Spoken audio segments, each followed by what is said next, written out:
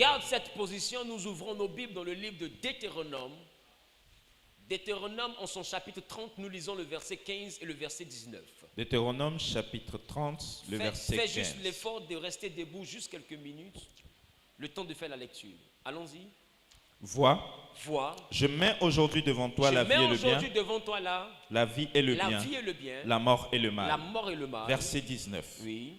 J'en prends aujourd'hui à témoin contre vous, oui, le ciel et la terre. Oui. J'ai mis devant toi la vie et la mort, la bénédiction et la malédiction. Choisis la vie, afin que tu vives, Alléluia, toi et ta postérité. Alléluia. Assis dans la présence de Dieu.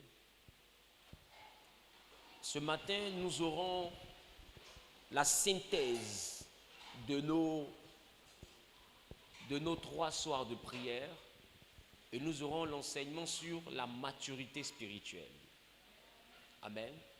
On va apprendre les dimanches, sur 3 ou 4 dimanches, la maturité spirituelle. Après, nous allons aller sur les piliers de la maturité spirituelle.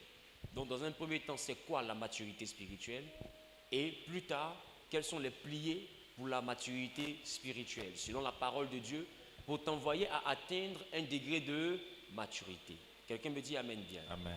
Mais pour l'heure, en ce qui nous concerne ce matin, permettez-moi de faire la synthèse des différentes nuits que nous avons eues depuis jeudi jusqu'à samedi, pour ne pas dire depuis jeudi jusqu'à vendredi, parce que samedi, c'était les directives de prière. Qui a mis le temps de prière d'hier? Que Dieu vous bénisse. Aujourd'hui, je vais faire la synthèse. Quelqu'un dit synthèse. Synthèse. Qu'est-ce que nous devons retenir de ces 3 soirs?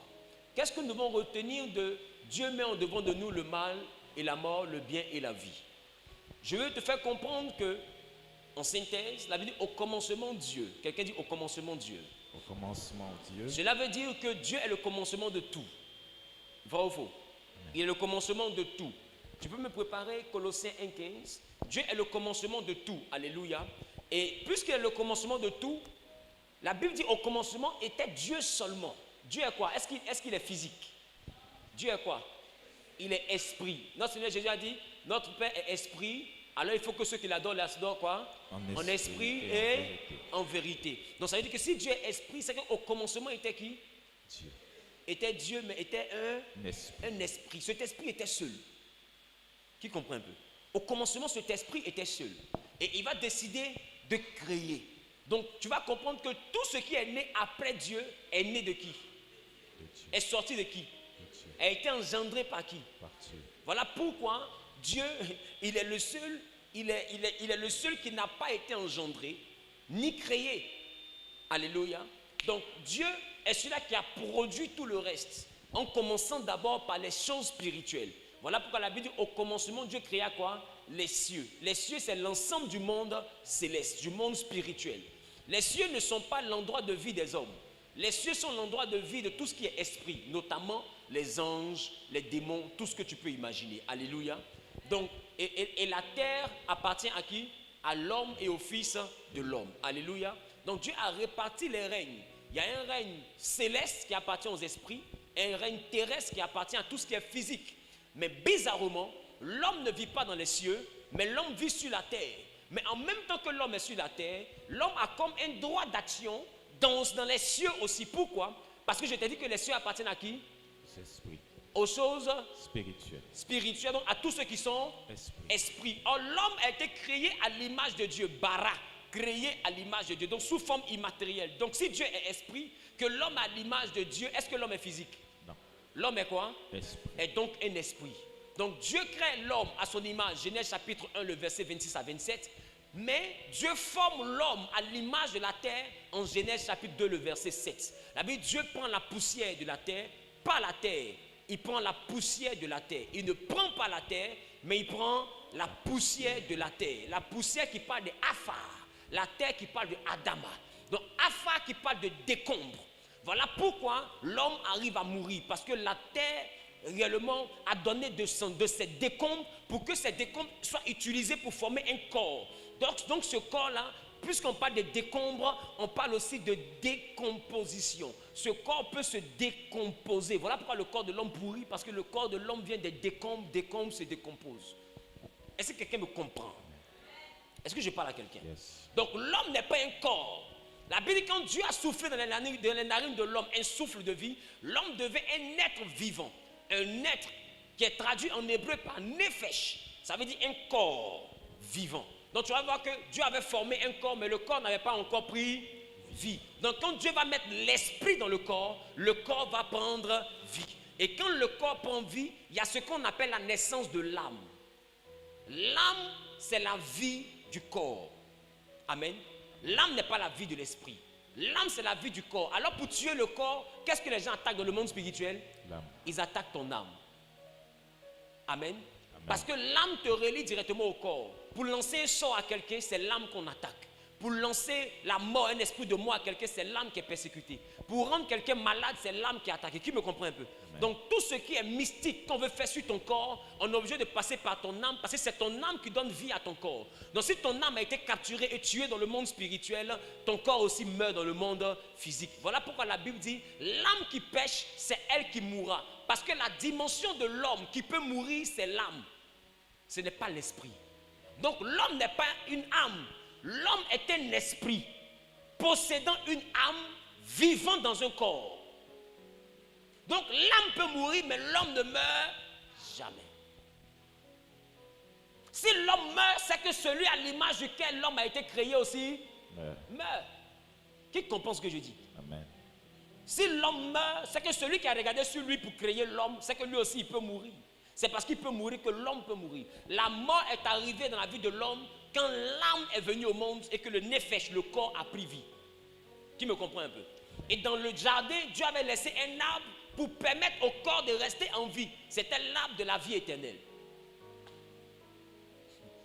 Voilà pourquoi vous allez voir que de ces deux arbres-là, Dieu va interdire de manger l'arbre de la connaissance du bien et du mal. Mais bizarrement, elle n'a pas dit que Dieu n'a pas dit. Elle n'a pas dit que Dieu a dit de ne pas manger de l'arbre de la vie éternelle. Il y avait un seul arbre qui était interdit. Donc la vie éternelle était un arbre qui devait assurer l'éternité terrestre de l'homme. Pas l'éternité céleste. Est-ce que je parle à quelqu'un? Pas l'éternité en tant qu'esprit, mais cet arbre devait assurer l'éternité en tant que nefesh. Donc quand le corps se décompose, la partie de cet arbre-là, on peut redonner vie au corps. Donc quand l'homme a désobéi et qu'il allait manger le fruit de la connaissance du bien et du mal, Dieu va demander maintenant qu'on empêche l'homme de manger de la vie éternelle pour vivre éternellement. Ça veut dire que ce arbre-là, auquel l'homme avait accès initialement, était en réalité un remède contre la mort. Donc puisque l'homme a désobéi, Dieu maintenant dit à l'homme, tu mourras. Pourquoi? Parce que Dieu sépare le remède de la mort de l'homme qui meurt. Voilà pourquoi depuis Genèse, le plus grand ennemi de l'homme est devenu la mort. L'homme peut tout faire, mais il ne peut pas vivre éternellement sur la terre. Est-ce que je parle à quelqu'un? Amen. Est-ce que je parle à quelqu'un? Amen. Donc au commencement était Dieu. Ce que je t'envoie à comprendre aujourd'hui, si Dieu est le commencement, cela signifie que Dieu est à la base de tout. Et en Genèse, Dieu dans le jardin va emprisonner la notion du bien et du mal dans un arbre. Écoutez-moi très bien. C'était l'arbre de quoi? De la connaissance du bien et du mal. Mais bizarrement, vous allez remarquer une chose. Quand Dieu créait le ciel et la terre, quand il a tout fait, Dieu n'a jamais dit que ce qu'il a fait était bien. Il dit que ce qu'il avait fait était bon. Le bon est différent du bien. Qui me comprend un peu? Il n'est pas bien que tu sois galère. Parce que la galère, sérieusement, quand même, il faut voir. Mais à des niveaux de ta vie où il est bon que tu sois galère. Tu peux voir ça comme étant injuste. Pourquoi Dieu me fait souffrir comme ça? Oh, les autres prospèrent. C'est bien qu'ils prospèrent. Mais ce n'est pas bon que toi tu prospères maintenant. Qui me comprend un peu? Le bon peut faire mal. Ce qui est bon peut faire mal. Mais ce n'est pas parce que ça te fait mal que c'est mal. Exemple, tu veux un homme. Lui ne te veut pas. Amen. Tu fais tout pour qu'il puisse te vouloir. Des fois même tu le maraboutes, tout ça. Amen. Mais bizarrement, lui te laisse et il va marier une autre fille qui le voulait aussi en même temps que toi. Est-ce que vous deux, Dieu ne vous a pas créé? Est-ce que quand il part et puis se marie avec elle, est-ce que c'est bien pour toi? Est-ce que c'est mal pour toi? C'est mal pour toi, c'est le gourmet, amen. You are in Goumai, you know. You are in Goumai. Donc il vient de créer un Goumai. Ce Goumai va t'envoyer à beaucoup adorer Dieu. Tu vas te retrouver à l'église. Seigneur, envoie ta gloire. Les gens vont penser que tu es en train de prier en esprit. Oh, c'est un Goumai que tu es en train de décharger. Amen. Donc il y a des gens qui pleurent dans l'église, les gars. Ce n'est pas en esprit. Amen. Yes, Il y a un problème qu'ils ont pris en ville. C'est le rembat de ça que tu es en train de voir ici. Qui me comprend? Bon, bref, c'était une parenthèse. Donc, elle a pris faux coup là-bas. Mais pendant que toi, tu pleures ici, il y a une qui rit là-bas. Donc, tu vois que il y a une qui est en joie. Il y a une qui pleure. Mais ce que Dieu fait est bon. Ça ne tient pas compte de tes pleurs. Ça ne tient pas compte de sa joie à elle. Ça tient compte du programme de Dieu. Est-ce que quelqu'un me comprend un peu? Le programme de Dieu peut passer par ta douleur. C'est pourquoi quand Jésus a expliqué son chemin de douleur, Pierre lui dit, mais que Dieu te préserve ça. Il dit, arrière de moi Satan. Parce que Pierre ne sait pas que dans la lumière, la gloire passe par la douleur. La gloire passe par la douleur. Et j'ai dit ici, c'est Dieu qui met en devant de nous le bien et le mal. Et au verset 19, il nous demande de choisir le bien afin que nous puissions vivre, nous et notre postérité. Parce que écoutez-moi bien, celui que tu appelles Satan, j'ai dit ici, c'est un enfant de Dieu. yes. Dieu est esprit. C'est ça? C'est ça. Colossiens dit quoi? Il est Colossiens 1,15. Colossiens 1,15. Il est l'image du Dieu invisible. L'image du Dieu invisible. Le premier-né de toute la Le création. premier-né de toute la création. Car en lui ont été créées toutes les En choses lui a été créé toutes les choses qui sont qui dans sont les cieux dans les cieux, et sur la terre, sur la terre, les visibles, les visibles, les invisibles, les invisibles. trône. Attends, on dit en lui a été créé quoi? Toutes les choses. C'est-à-dire qu'il n'y a pas une chose qui existe si ce n'est pas Dieu qui a fait. Donc tout ce qui est visible, c'est Dieu qui a fait. C'est-à-dire que même les méchants. Et la Bible me dit que Dieu a tout fait pour un but, même le méchant pour le jour du malheur. Donc c'est-à-dire qu'il y a des gens que Dieu fabrique.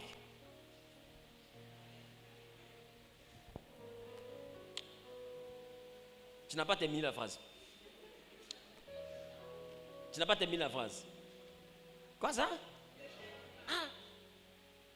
Dans le livre de Psaume, chapitre 16, verset 4, la Bible dit, non, reste là-bas. La Bible dit, l'Éternel a tout fait pour un but, même le méchant pour le jour du malheur. C'est-à-dire que qui a fait le méchant? Qui a fait le méchant? Qui a fait le méchant? Donc c'est-à-dire qu'il y a des gens qui ont été faits. Te fait du mal. C'est écrit. Amen. C'est pas mon. Amen. Amen. Amen. Maintenant, je vais te choquer.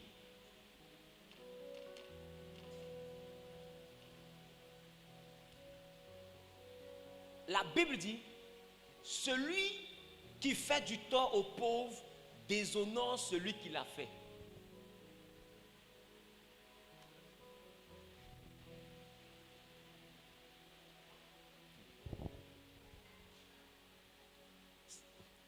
Celui qui fait du tort aux pauvres déshonore celui qui l'a fait. Mais ce qu'il a fait quoi? Il a fait pauvre.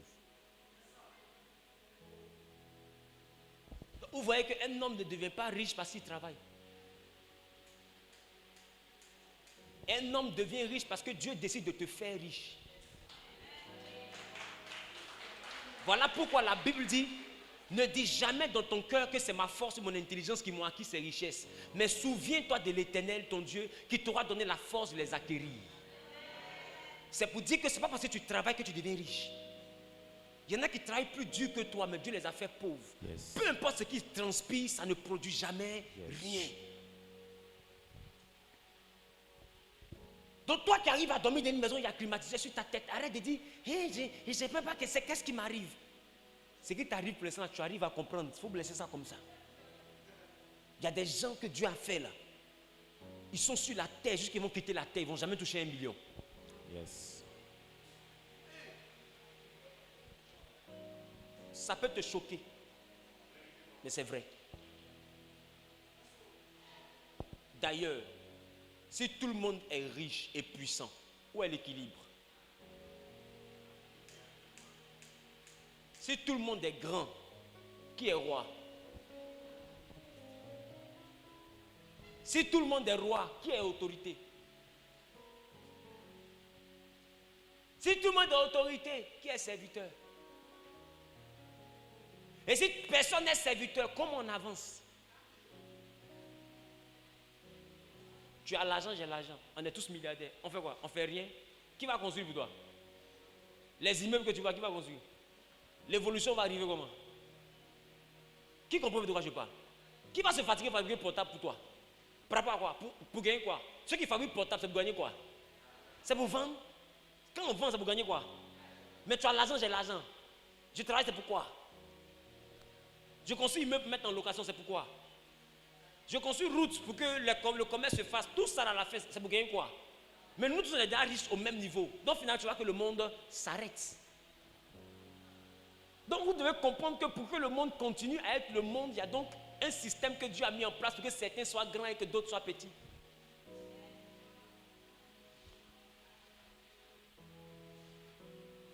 Maintenant, je vous ai dit, Satan, là, la Bible l'appelle le prince de ce monde des ténèbres.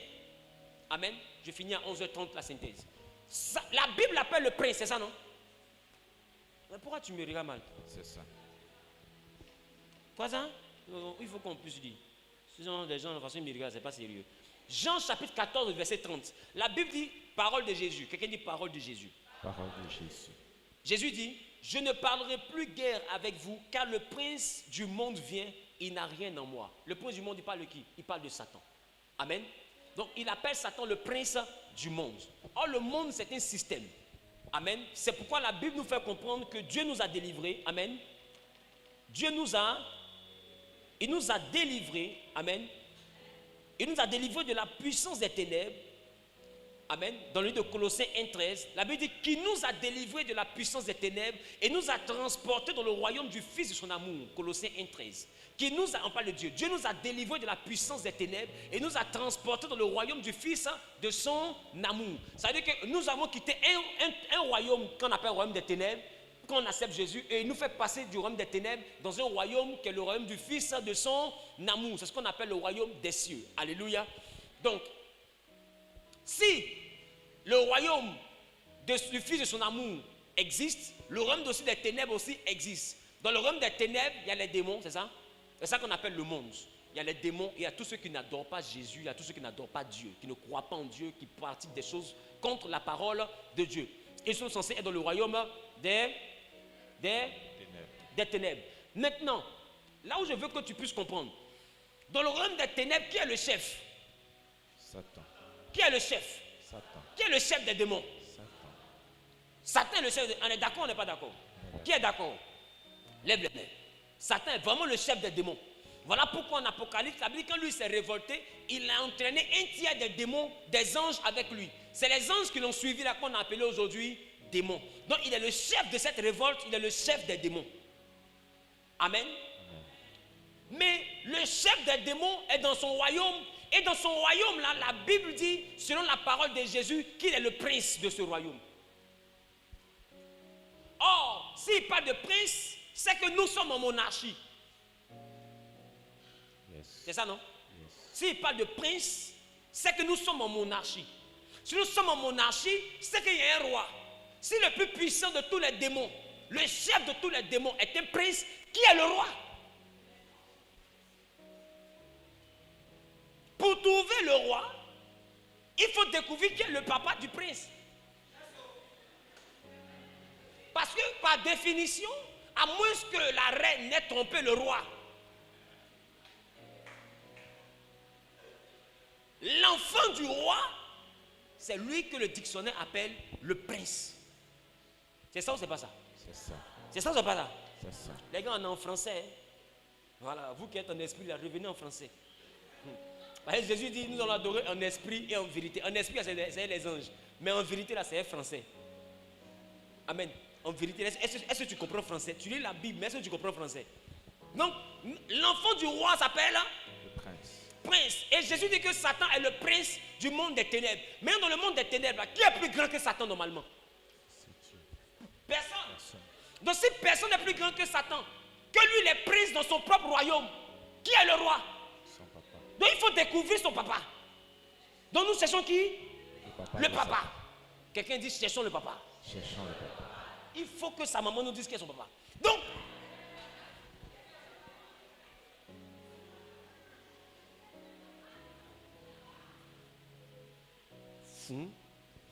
Amen. Donc il faut que sa maman nous dise qui est son papa. Donc on cherche son papa. Alors j'ai envie que tu me suives. Qui me suit? La Bible dit, en Hébreu chapitre 12, le verset 9. On dit au commencement était qui? Au commencement était qui? Était Dieu. Dieu est comment? Il est esprit. Les anges sont quoi? La Bible dit que les anges ne sont-ils pas tous des esprits au service de Dieu? Amen. Amen. Ah, j'aime la parole de Dieu. En Hébreu chapitre 1, le verset 14, reste chez toi là-bas.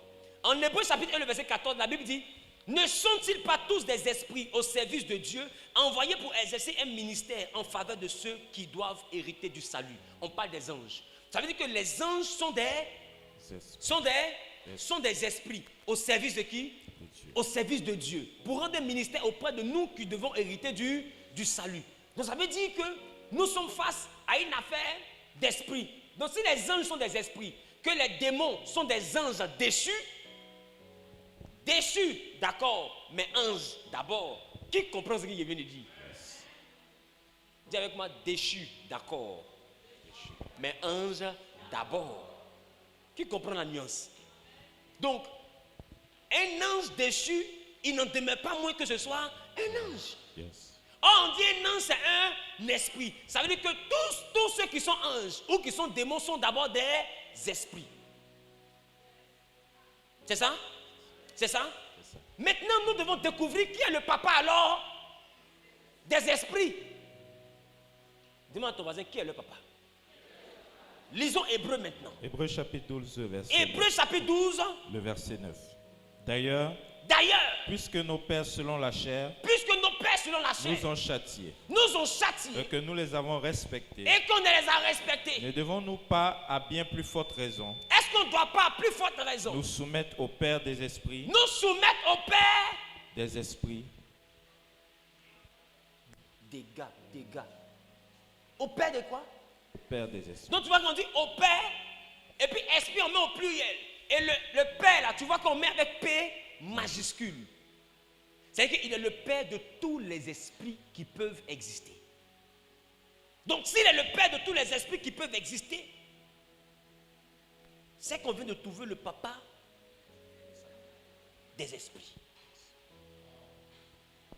Et on vient de trouver donc le papa du monsieur là. Parce que le monsieur là c'est l'esprit.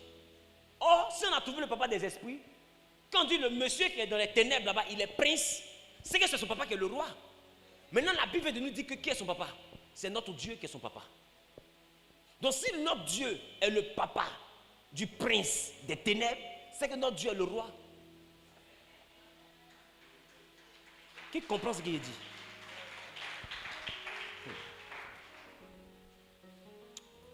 Les gens se fatiguent. Quelqu'un dit les gens se fatiguent. Je vais te dire pourquoi. Nombre chapitre 27, le verset 16. Écoutez ce que la Bible dit. Que l'Éternel, le Dieu des esprits de toute chair, établisse sur l'assemblée un homme. Que l'Éternel, le Dieu des esprits. En fait, Dieu n'est pas le Dieu de ton corps. Ton corps, si tu veux prendre ton corps pour aller adorer Bouddha. Si tu veux prendre ton corps pour aller voir Baye, ça c'est ton problème. Écoute bien ce qu'il dit. Hein. Si tu veux prendre ton corps pour aller devenir vaudou, ça c'est ton problème. Mais ton esprit a un seul Dieu.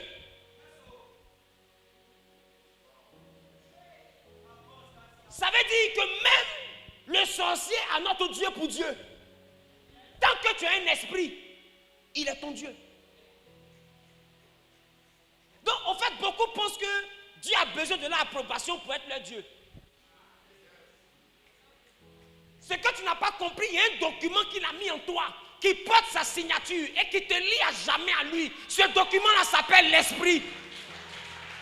Quand l'esprit est en toi, c'est que tu as signé avec lui pour qu'il soit ton Dieu pour l'éternité. Si tu veux, rébelle-toi. C'est pourquoi il a dit, faites tout ce que vous voulez. Mais souvenez-vous que pour tout ça, je vous attends en jugement. Parce que c'est pourquoi quand les gens disent il est mort, il a rendu l'âme, on ne rend pas l'âme, on rend l'esprit.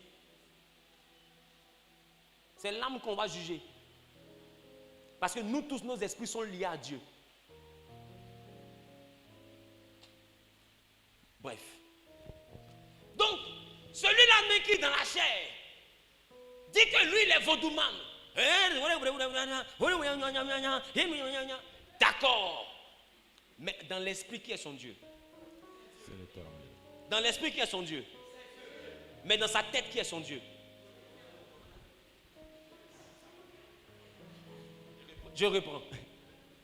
C'est pourquoi je vous ai dit que le fétiche n'existe pas. Dieu se moque des hommes. Dans sa tête, c'est les petits bois qui sont devant lui là, qui sont ses dieux. Pour dans sa tête, si tu lui demandes, tout ce qu'il reçoit là, ce sont les bois là qui lui donnent. Dans sa tête, si tu lui demandes, c'est parce qu'il verse l'eau ou bien le liqueur dans la rivière qu'il a réussi à devenir ce qu'il est devenu. Mon ami, c'est dans ta tête. Dieu n'est pas dans ta tête. Dieu est esprit. Pour le comprendre, devient comme un esprit. Tout ce que tu reçois même dans les ténèbres, ça vient de Dieu. Parce que Dieu est le Dieu des esprits de toute chair. Même les chairs qui sont rebelles à la parole de Dieu, Dieu reste le Dieu de leur esprit. Maintenant, la question que je te pose, quelle est cette version de Dieu qui t'échappe pour que des gens puissent ne pas être convertis, mais avoir toujours notre Dieu pour Dieu? La Bible dit que Dieu a envoyé Moïse en Exode chapitre 4. Moïse décide de partir et pendant la nuit, l'Éternel vient attaquer Moïse. Qui se rappelle de ça? Maintenant, ma question. Ce n'est pas le même Dieu qui avait parlé avec lui matin. Et c'est pas ce Dieu-là. Maintenant, pourquoi le même Dieu qui causait à Moïse matin vient attaquer Moïse le soir? On n'a pas dit ses oncles, on n'a pas dit ses tantes, on n'a pas dit ses parents, on n'a pas dit le village, on n'a pas dit les sorciers, on dit l'Éternel. Peut-être que c'est moi, je suis en train de vous dire n'importe quoi. Venez, on va essayer de lire. Exode chapitre 4, oui. À partir du verset 24. Verset 24. Pendant le voyage, c'est-à-dire que Moïse a entendu Dieu, Dieu lui dit va en Égypte, il dit je m'en vais. Pendant qu'il s'en va pour faire la volonté de Dieu, normalement il est réconcilié à Dieu, puisqu'il s'en fait le travail de qui? Qui l'a envoyé? À cause de qui il voyage? Est-ce qu'il a refusé? Est-ce qu'il croit en Dieu? Parce qu'il a déjà dit à Dieu, avec quoi j'ai délivré? Dieu dit va et je serai avec toi. Donc c'est parce qu'il a cru qu'il est parti. C'est pas ça? C'est pas ça? Donc Moïse normalement est quelqu'un de bien. La Bible dit pendant qu'il s'en va. En lieu où Moïse passa la nuit. En un lieu où il passa la nuit. L'Éternel l'attaqua et voulut le faire. L'Éternel l'attaque et veut le tuer. Au fait, il y a une incohérence alors. Tu m'envoies, je m'en vais. Pendant qu'il est en train de voyager, la nuit, il me trouve en route. Et durant la nuit, toi-même, tu te transformes en mon sorcier pour venir m'attaquer. Et tu cherches à me tuer. J'ai posé la question à quelqu'un un jour. Vous êtes sûr qu'un sorcier peut se lever pour attaquer un enfant de Dieu sans l'approbation de Dieu? Jésus dit rien ne peut t'arriver si Dieu ne l'a permis. Donc ne regarde pas ce qui t'arrive. Regarde à celui qui a permis. Oh, vous vous consentez ce qui vous arrive. Vous n'avez donc pas lu le livre de Job? C'est pourquoi vous devez craindre Dieu. Vous n'avez donc pas lu le livre de Job? Satan a remarqué Job, mais il n'a pas attaqué. Vous avez pensé que Satan est fou? Depuis quand tu as vu un fou parce qu'il est fou, se couche devant un gros camion?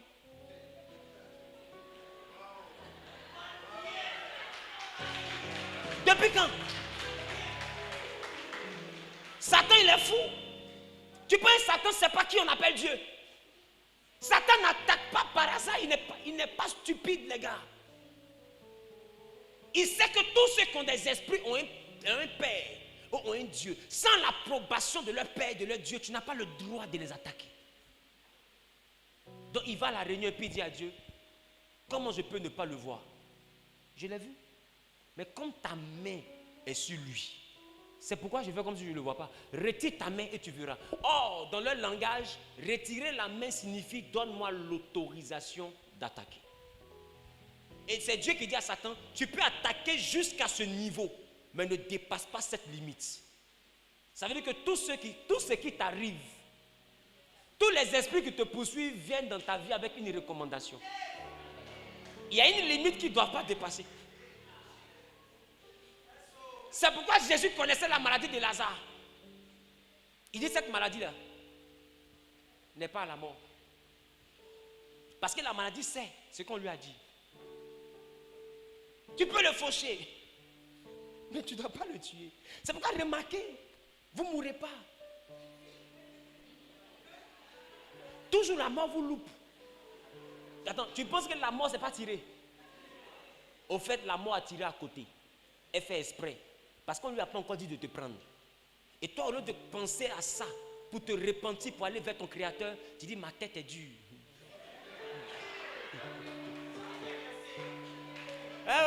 Ma tête est dure. Moi que tu vois là, ma chair est amère. Vous ne pouvez pas me manger. Mais si ta chair est amère, on a compris. Mais s'il n'y a pas des gens qui mangent gna.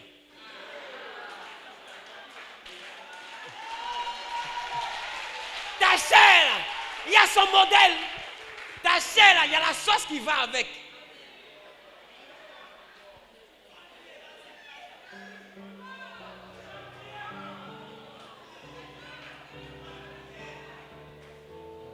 Si des situations te ratent, il faut comprendre que c'est Dieu qui t'interpelle. Voilà pourquoi vous avez remarqué, c'est le malheur qui nous envoie dans la maison de Dieu. Parce que c'est à cause du malheur qu'on retrouve le chemin du Seigneur.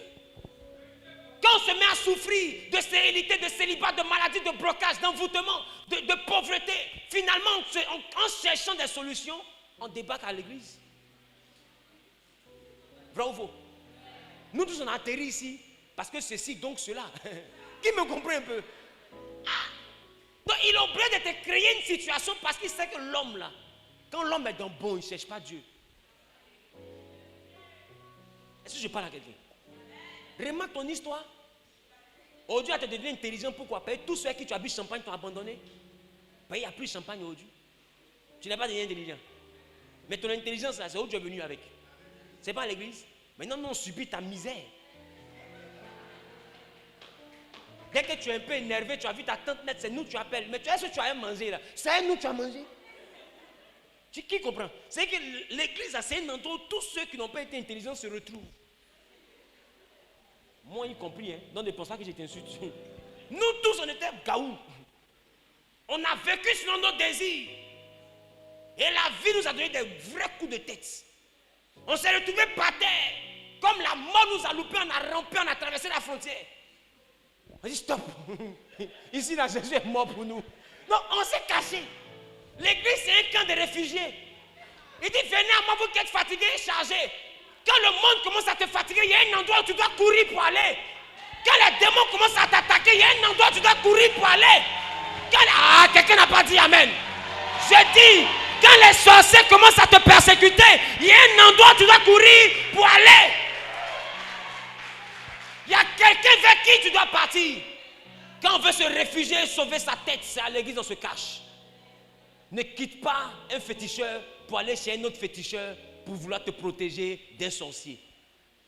Tu n'as rien compris, c'est des collègues. Qui comprend un peu ce qu'il dit? Quand tu veux vraiment sauver ta tête, tu ne dis pas, dans mon village, on veut me tuer. Viens me voir, Krogo là-bas, on me donne un truc pour me protéger. Mon ami. Mon ami. Mon ami. On ne reste pas dans Magnan pour enlever Magnan.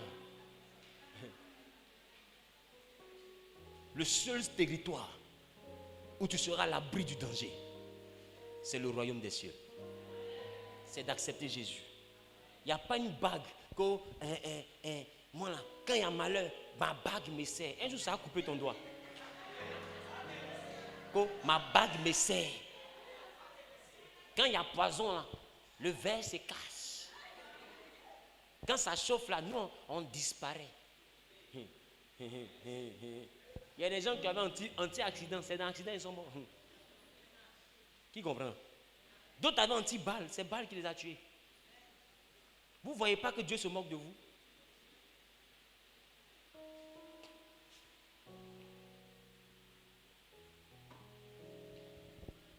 on a trouvé le papa du monsieur là.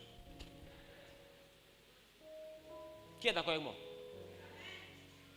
Ça veut dire que le monde des ténèbres a un roi. C'est Dieu. Maintenant, s'il a un roi que c'est Dieu, pourquoi veux-tu me faire croire que ce que les gens reçoivent dans les ténèbres vient du diable? Puisque dans un royaume, la dernière décision ne revient pas au prince. La dernière décision normalement revient à qui? Au roi. C'est pourquoi même les féticheurs vous disent souvent si Dieu le veut. Ah, son fétiche est devant lui. Hein. Et puis il saute son fétiche pour te dire si Dieu le veut. C'est-à-dire qu'il est en train de te dire que le dernier mot là, c'est pas dans les bois là. Les bois là, on dit ils veulent le poulet. On va tuer le poulet. Mais ça peut prendre.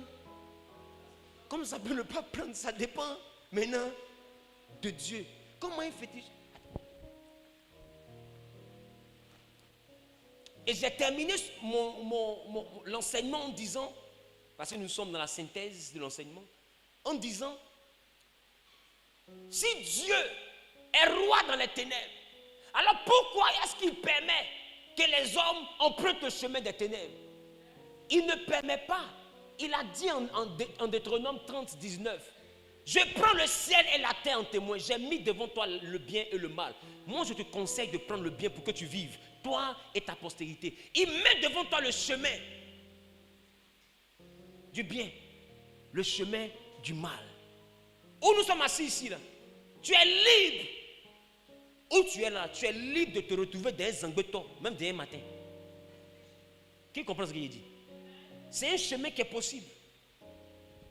Mais il dit, je mets en devant de toi ce chemin, qui est le chemin des fétiches. Et je mets en devant de toi le chemin, qui est le chemin de Jésus. Mais moi, je te demande de choisir le chemin qui mène à la vie. C'est le chemin de Jésus. Il te donne un conseil. Sinon, chacun a le libre arbitre. Ta vie, tu peux faire de ta vie ce que tu veux. Mais sauf que dans les ténèbres, ce que nous appelons bénédiction dans la lumière en Jésus, dans les ténèbres est appelé malédiction. Dans la lumière, la bénédiction enrichit et elle n'est suivie d'aucun chagrin. Mais dans les ténèbres, la malédiction appauvrit et elle est suivie de beaucoup de chagrin. Dans la lumière, nous payons le prix par l'épreuve, par les difficultés avant de recevoir la gloire. Dans les ténèbres, on te donne la gloire et on associe à cette gloire une punition. C'est pourquoi tu vas remarquer que dans les ténèbres, les gens prospèrent, mais leurs enfants meurent de manière prématurée. Dans les ténèbres, il devient riche. 2 ans après, il devient fou. Qui remarque? Dans les ténèbres, il voyage, il a l'argent. Un coup, c'est bon comme ça, puis il meurt bizarrement. Ou un coup, il s'appauvrit. Qui comprend de quoi je parle? Ou bien il a tout l'argent du monde, et puis Lazare ne fonctionne pas. Je le dis et je le répète, ça me fait mal. Que sert-il à un homme de gagner la terre s'il perd son arme? Je n'ai pas dit son âme. Hein? Depuis que je vous parle là, je ne dis pas âme. Ah d'accord. Que sert-il à un homme de gagner le monde s'il perd son âme? Ton côté garçon là, c'est pas ta poche. Ton côté garçon là, c'est ça. Et il y en a à qui Satan demande ça avant de te rendre riche. Mon ami, est-ce que toi-même tu entends ce qu'il te dit? L'argent qu'il va te donner là, ça a servi à quoi? Parce qu'on n'est pas riche pour manger un burger. Hein? Ah bon, d'accord. On n'est pas riche pour aller en France.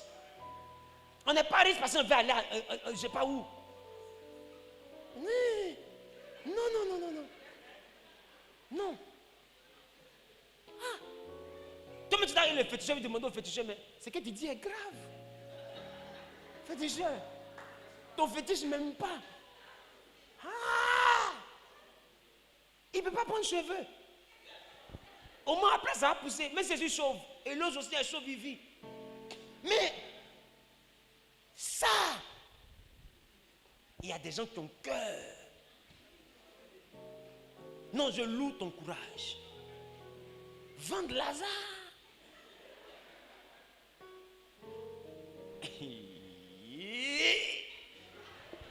Au fait, ton enfer va commencer sur terre. Vendre Lazare.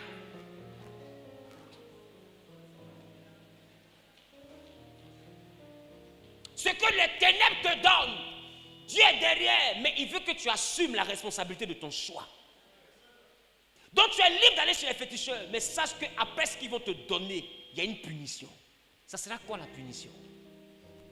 Et quand tu auras la punition, sache que Dieu aura validé la punition. De la manière dont il a validé que tu sois riche, c'est comme ça qu'il va valider aussi la punition. Voilà pourquoi la Bible dit, l'Éternel notre Dieu punit l'iniquité des pères sur les fils jusqu'à la 3e et la 4e génération. Tu penses c'est où? L'iniquité des pères, tu penses c'est où? C'est dans l'obscurité. C'est ce qu'on appelle les dérives des pères. Toutes les déviations des pères sont punies dans l'obscurité sur les fils. Mais dans la lumière, l'obéissance des pères récompense les fils aussi jusqu'à la 3e et à la 4e génération. Donc si aujourd'hui dans ta famille les gens ne se marient pas, ça dépend de quel père était né avant vous. Il y a des modèles de pères qui mettent les gens dans problème. Qui comprend ce que j'ai dit? Deux fois, tu viens d'une lignée royale. Pour garder la royauté au temps où votre village était encore un royaume, ils ont tué des hommes. Fait des sacrifices bizarres. Maintenant, le royaume n'existe plus. Toi qui es petit fils de royaume là, te voici maintenant, tu es assis par terre ici. Et vous n'avez plus rien. Mais tu ne sais pas que votre galère là, ça vient de sacrifices que votre ancêtre a eu à faire pour rester roi. La Bible dit, vos pères ont mangé des raisins. Et c'est les dents des fils qui ont été agacées. Et je vous dis, si on dit 400 ans en Égypte, sauf le sang de Jésus, vous ferez 400 ans en Égypte. Voilà pourquoi vous allez prendre le temps de remarquer. Quand Dieu a dit que les descendants d'Abraham seront esclaves en Égypte pendant 400 ans, ils sont restés 400 ans. Et 400 ans là même là, ils n'avaient pas encore la capacité d'être délivrés. Ils ont fait 430 ans. 430 ans, Dieu l'a envoyé qui? Moïse. Quand Dieu leur envoie Moïse, malgré toute l'onction, ça ne les a pas délivrés. Est-ce que vous avez remarqué? Qui a remarqué? Ça ne les a pas délivrés. L'eau changée en sang, il ne les a pas délivrés. Le bateau changé en serpent, il ne les a pas délivrés. La chose qui les a délivrés, c'était la nuit de la Pâque. C'est la nuit de la Pâque. Quand la nuit de la Pâque est passée, Pharaon dit, prends ton peuple. Sortez de chez moi. Mais à la Pâque, qu'est-ce qui s'est passé? À la Pâque, des agneaux ont été immolés. Et le sang a été mis sur les linteaux des portes. C'est pour dire que la délivrance ne vient pas de tout ce que vous faites là. La délivrance vient d'abord du sang de Jésus. Donc si dans votre famille il y a des malédictions, cherchez à ce que le sang de la croix parle pour vous. Il n'y aura rien d'autre. Il n'y a pas de miracle pour ça. Non, mon homme de Dieu là, il est super ceci, il est super voyant, il est super ceci, il voyage en esprit, il atterrit en vérité. Toi-même, est-ce que je parle à quelqu'un? Dans la lumière, nous payons le prix avant la gloire. C'est pourquoi toi qui te demandes, mais pourquoi ma vie est dure comme ça? Ta vie est dure comme ça parce que ta gloire ne sera suivie d'aucun chagrin. Voilà. Mais si tu veux pas que ce soit dur comme ça, saute la clôture. Là-bas là, tu vas lundi, on est quand? Dimanche quand? Voilà, dimanche 26. Demain même tu peux partir, 27. Tu t'en vas, tu vas tuer le bœuf, ils vont te demander là. Ah ouais, tu comprends? Tu vas tuer le bœuf là. Tu vas revenir ici, on dit, quand tu te laves, il ne faut pas que ton pied ou ton orteil gauche touche le sol. Tu fais comme ça. Il ne faut pas sourire, tu fais comme ça. Il ne faut pas pleurer. Tu fais tout. L'argent va apparaître dans ta valise. Mange. Tu as sauté la clôture, non? Mais après, valise là. Tu vas savoir pourquoi on t'a dit d'attendre ici. Qui me comprend? La vie, c'est un choix. C'est pourquoi quand vous êtes chrétien, arrêtez de murmurer. On n'a pas mis pistolet sur votre tête pour entrer à l'église. C'est d'abord une prise de conscience qui t'envoie à l'église. Parce que dehors est dangereux. Le gars qui est dehors, il est rusé. Il te donne quelque chose qui vaut 1000 francs et il t'arrache quelque chose qui vaut 100 millions.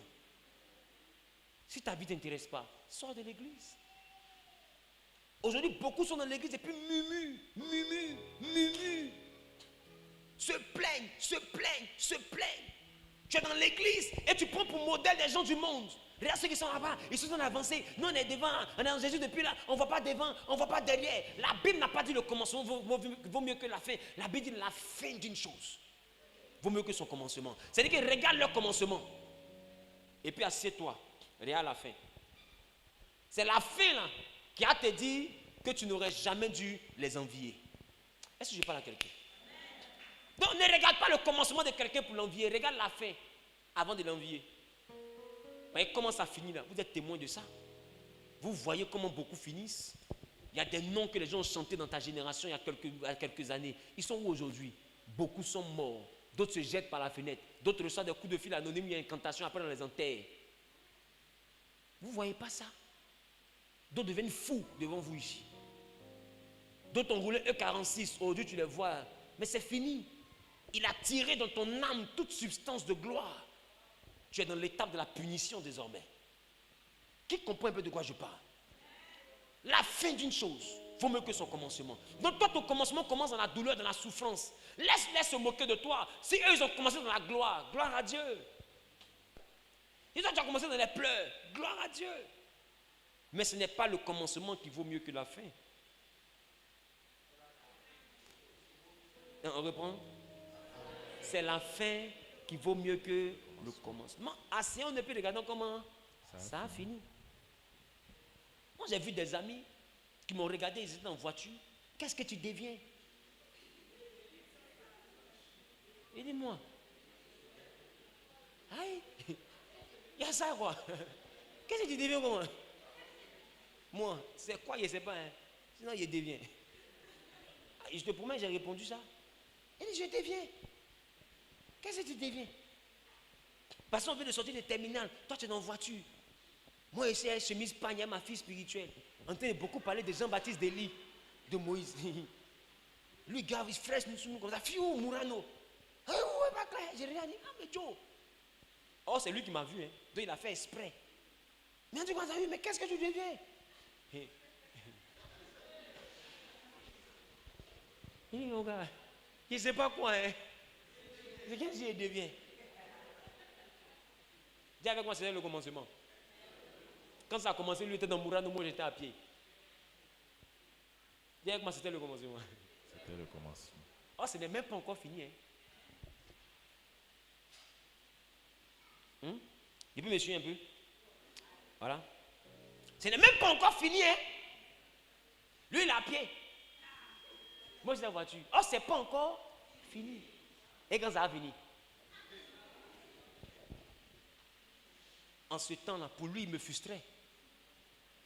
Pour lui, j'étais un échec parce que pour lui, il y avait des billets de banque dans sa voiture. Il se moquait. Mais aujourd'hui, je le cherche, je ne le trouve pas. Notre Dieu est lent, mais il est toujours à l'heure. Il est lent, mais il est toujours à l'heure. Ne saute pas les étapes. L'obscurité, c'est du mensonge. Il ne te donne pas la gloire. Il te donne quelque chose qui ressemble à la gloire. Je parle à quelqu'un? Que Dieu te bénisse. Donc à partir de maintenant, comprends que tout ce qui est mal, c'est Dieu qui met ça devant toi. Mais en réalité, c'est une tentation. C'est une épreuve. Mais derrière chaque chose que tu vas faire dans le mal, il y a une punition. Et là, j'ai dit à quelqu'un, Marie des gens est ton corbeau. Parce que beaucoup sont dans l'église, les hommes mariés, c'est ton corbeau. Il ne s'occupe pas de ses enfants, il paye ta maison, il paye une voiture pour toi. Tu dis, papa, Dieu a touché le cœur du monsieur, il est ma source de bénédiction. Tu expliques comment il paye une voiture, mais tu n'expliques pas comment sa femme t'appelle et puis vous insultez au téléphone. Ça, tu n'expliques pas. Quand elle t'appelle, tu décroches, puis tu lui dis, ton mari là, je ne l'ai pas envoyé chez moi. Là, tu ne dis pas à papa. Hein. Oh, vous répondez comme ça. Hein.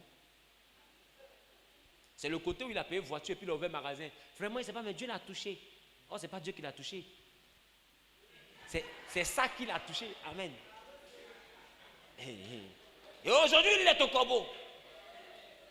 Dis avec moi, il n'y a pas d'art. Il n'y a pas d'art. Il n'y a pas d'art. Il est corbeau, il n'y a pas d'art. Maintenant, demain, toi, tu te maries. Ton mari te trompe. Tu es en retraite spirituelle. Et puis Dieu dit à Gabriel, il va écouter. Gabriel descend, il paye son transport, qu'il arrive. Il t'écoute. C'est qui cherche mon mari là. Le feu.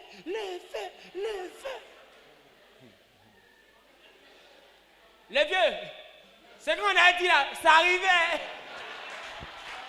Qui tue par l'épée, mourra par l'épée. C'est ça qui est là. Quand toi tu appelais Marie des gens corbeaux, on t'a tué. Elles ne mourront point. Les tisards vivront. Et surtout toi, les tisards de ton mari là, elles grossiront. Elles t'ont loupé. Toi, ton mari sera vautour. Tout ce que tu fais dans les ténèbres a une punition qui t'attend. Donc ne regarde jamais le bonheur d'aujourd'hui pour te réjouir. Demande-toi le bonheur facile que j'ai aujourd'hui, ça me réserve quoi demain? Tu voles les gens, il n'y a pas de problème. C'est chic, tu payes portable. Tu as ramassé le téléphone et quelqu'un dans la voiture et puis dis Dieu m'a béni. Il n'y a pas de drap. Il n'y a pas de drap. Quelqu'un pleure son téléphone. Ses données, ses informations. Toi, c'est Dieu qui t'a béni. Elle téléphone quelqu'un. Et puis, tellement Dieu t'a béni, tu éteins, tu enlèves la puce. Est-ce qu'il y a un maudit qui te dépasse? Tu éteins, tu enlèves la puce. Et puis tu dis non, Dieu m'a béni. Si Dieu t'a béni, là, décroche. Et puis quand tu dis au monsieur, je vais te donner ton téléphone, puis tu dis non, c'est pas grave, il faut garder. Non, je ne vais pas garder. Il dit non, il faut garder. Si je envoie ma puce, mais garde le téléphone. Là, tu peux venir me dire que Dieu m'a béni. Mais le monsieur te cherche pour son téléphone, tu fermes. Et puis tu viens ça à l'église. Toi, tu es content. C'est en 2023. Maintenant, en 2025, 2028, 2030, tu vois que on te vole 100 millions. Tu perds ton argent. Les gens viennent te braquer. On t'arrache tous tes bijoux, tes montres de 200 millions, 300 millions, les braqueurs ramassent tout. Du jour au lendemain, tu tombes, tes entreprises brûlent. Tu dis, elle est censée, j'ai lu. De toute façon, tu pleures là. Quelqu'un a pleuré. C'est la punition qui est là. C'est pourquoi les sages ont regardé, ils ont dit, tout se paye sur terre. Je parle à quelqu'un. Tu es un jeune, vous êtes dans votre Boeing, on attrape voleur. Hé, voleur, cherchez brique. Et tu prends brique, tu jettes cette tête d'enfant des gens. Et vous frappez l'enfant d'autrui. Vous le jetez dans un caniveau. Quand tu vois un voleur, tu dois avoir pitié de lui. Tu sais pourquoi? Tu dois te demander qu'est-ce qui a pu arriver à l'homme pour qu'il soit capable de risquer sa vie pour un portable. Qu'est-ce qui a bien pu lui arriver? Il y a un jeune qui, pendant qu'on évangélisait, est venu. On était au Carrefour ici. Le père arrive, il n'y a pas l'emboutoir qui est dans ce jour-là. Il a pris carton, il a écrit dessus.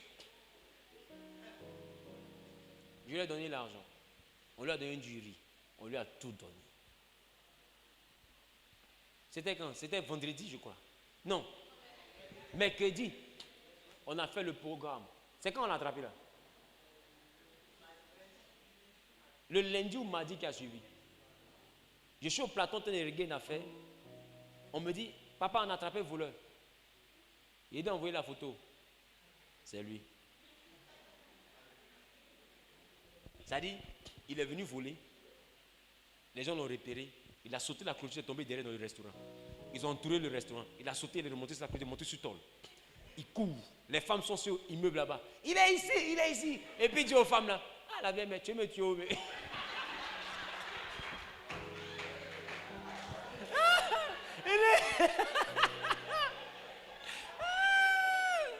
C'est pas possible.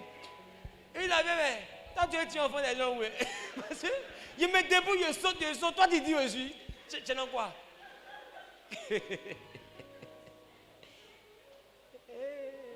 Et les gens l'ont attrapé.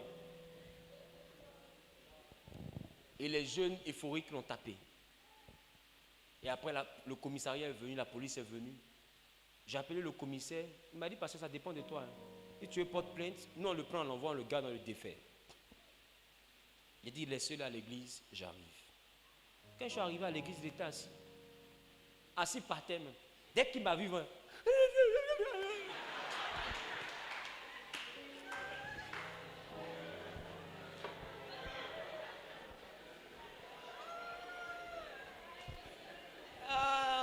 mais nous sommes humiliés. Et il dit, je ne sais pas ce qu'il m'a pris. Voleurs, ils ne savent jamais ce qu'il les a pris.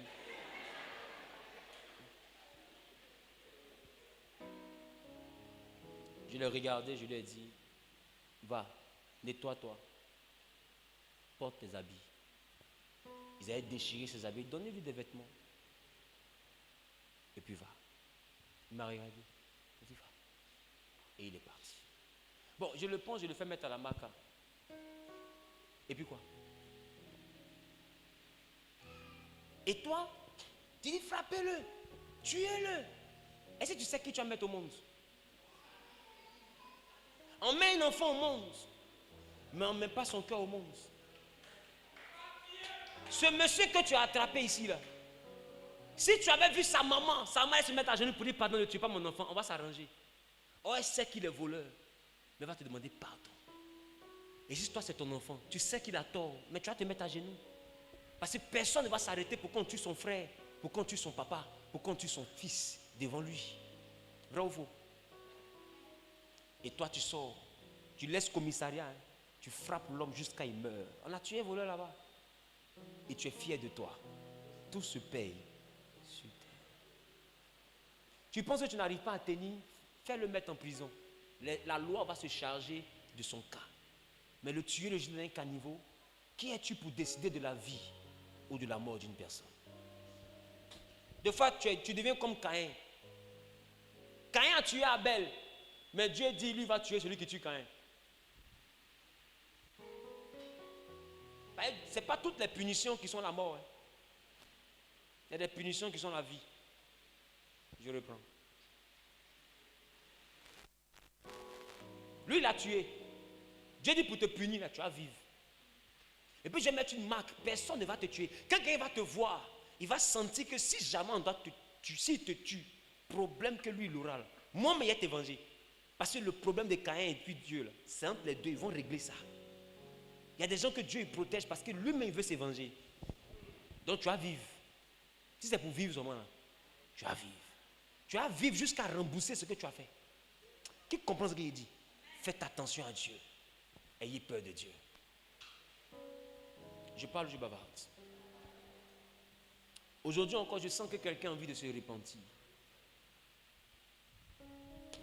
Je sens que quelqu'un est en train de réaliser que, comme on dit à Abidjan, là, il a zaï. La Bible dit, celui qui avoue ses fautes et les délaisse obtient miséricorde. Et je vais te parler du plus grand prédicateur de tous les temps. Son nom c'était Jean-Baptiste. Or normalement Jean-Baptiste était un vaurien dans la prédication. Parce qu'il était un dans le désert. Qui se rappelle de ça? Et tout ce que lui prêchait. Répentez-vous car le royaume des cieux est proche. Aïe. Toi tu t'es écouté un pasteur qui tous les jours dit ça là. C'est qui vaut rien. Toi, tu es comme prêche tous les mystères, Jean-Baptiste. Jésus dit, de tous les serviteurs nés d'une femme, il n'y a pas plus grand que Jean.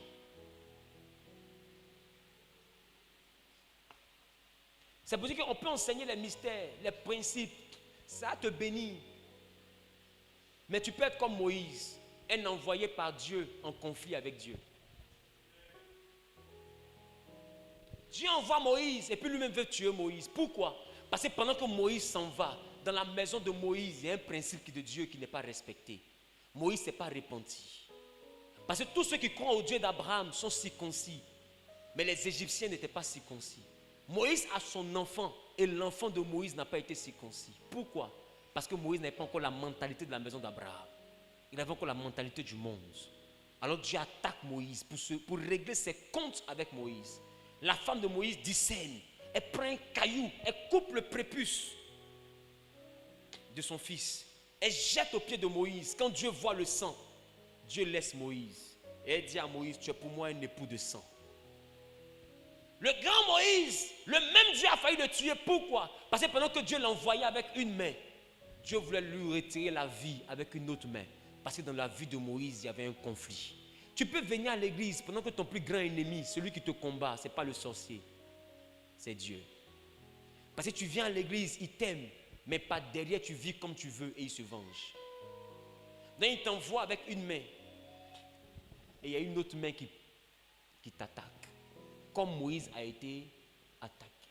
Ma question, qu'est-ce qui peut envoyer Dieu à ouvrir la porte d'une attaque dans ta vie? Tu as la réponse. Quand tu viens à l'église, tu te joues les super frères, les super sœurs. Dès qu'on te touche comme ça, tu penses que tu mens à qui? Qui comprend ce qu'il dit? Dès qu'on te dit, hey, tu dis, waouh, waouh, c'est fort. Tu penses que tu blagues qui? Oh, tu as Zamou à la maison. Qui comprend ce qu'il dit? Tu penses que tu mens à qui? Tu viens, tu parles en langue. Oh, tu as secret. Tu as une eau bizarre, tu prends pour laver en bas de toi. Si garçon rentre, tout ce que tu demandes à te donner. Toi, tu penses que tu fais du mal à qui? Ton couturier prend ta mesure, tu fais rentrer ton ventre. Tu penses à qui tu fais du mal? Qui a fini de coudre là? C'est toi que tu as porté. Fais rentrer ton ventre. Qui comprend ce qu'il dit? Et malheureusement, beaucoup sont dans l'église. Et puis cachent une identité secrète. Et ils pensent que c'est à Dieu, ils font du mal. Tu ne fais pas du mal à Dieu, mon frère. Le chemin que tu empruntes là, il y a une punition derrière. Retourne-toi pendant qu'il est encore temps. Il est encore temps. Peut-être même que la punition a commencé à te toucher. Mais je t'assure, même si elle te touche, tu n'es pas obligé de rester puni. Tu peux présenter le sang de Jésus pour avoir l'immunité diplomatique. Pour qu'on te laisse, pour être amnistié. Le sang de Jésus signe une loi d'amnistie. La sentence, la dette a été réglée. Ce qui vous devait là, mon sang a réparé ça. Laissez-le.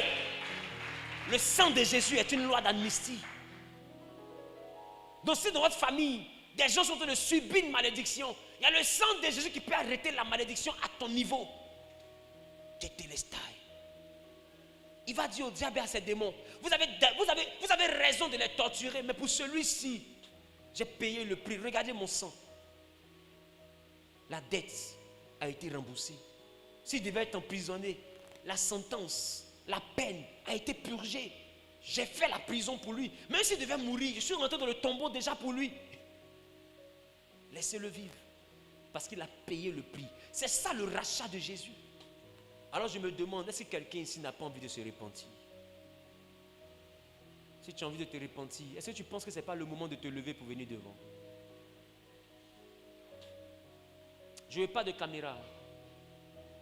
Filmez-moi, laissez-les, filmez-moi. On n'est pas obligé de savoir ce pourquoi tu te répands. On n'est pas obligé de savoir pourquoi tu es en train de demander pardon à Dieu. Le plus important, c'est que Dieu et toi, vous puissiez savoir de quoi vous parlez. Vous pensez que la vie chrétienne n'est pas une relation entre les hommes et les hommes. C'est une relation entre les hommes et Dieu. Tu n'as rien, tu n'as aucun compte à rendre. Même à ton pasteur, tu n'as aucun compte à rendre. Même à un frère de l'église, tu n'as aucun compte à rendre. Mais vis-à-vis de Dieu, tu as un compte à rendre. Est-ce que tu penses que ce n'est pas le moment de te réconcilier avec lui? Est-ce que tu penses que ce n'est pas le moment d'arrêter tout ça? Pendant que les dégâts ne sont pas encore arrivés. Est-ce que tu penses que ce n'est pas le moment de tout jeter et puis prendre un nouveau départ avec Jésus? Est-ce que tu penses que ce n'est pas le moment de tout abandonner pour décider de prendre une nouvelle vie, une nouvelle direction avec Jésus? Si tu penses que c'est le moment, mets la main droite sur ton cœur. Et dans ton cœur, demande-lui pardon. Tu n'as pas besoin de parler pour que ton voisin sache ce que tu as fait. Demande-lui pardon. Toi-même qui n'as pas eu la force de venir, mets-toi à genoux de là où tu te trouves, même si c'est à ta place. Tu es connecté aux réseaux sociaux, mets-toi à genoux, demande pardon à Dieu. Seigneur, je ne savais pas. Je suis allé ici, je suis allé là-bas. J'ai fait ceci, j'ai fait cela. Je veux un nouveau départ avec toi. Ton serviteur a été inspiré par ton esprit. Et il m'a annoncé que derrière ce que le diable peut me donner, il y a une punition. Je ne veux pas être puni. Je veux que ton sang parle pour moi. Si la punition de ma mère, de mon père, est en train de tomber sur moi et se transformer en maladie, se transformer en malédiction, en pauvreté, en échec, Père, que le sang de Jésus me retire de cette sentence. Je veux un nouveau départ. Je veux un nouveau départ. Élève la voix et parle à Dieu. Parle à Dieu. Dans les profondeurs de ton cœur, parle à Dieu. Tu n'as même pas besoin que ton voisin entende. Dis ce que tu as dit dans ton cœur. Dieu entend ce que tu dis dans ton cœur. Toi qui as honte, même si tes yeux ne sont pas fermés, dans ton cœur, parle à Dieu, il entend. Il entend.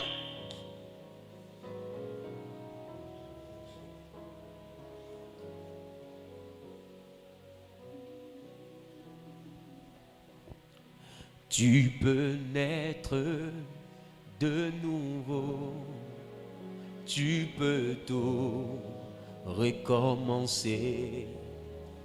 Balayer ta vie passée. Tu peux naître de nouveau. Tu peux tout recommencer. Balayer ta vie passée.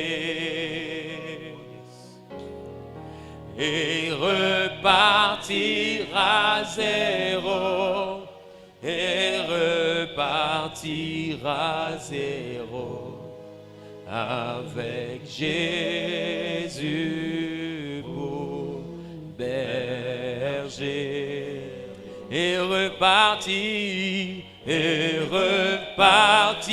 à zéro, et repartir à zéro, avec Jésus pour berger.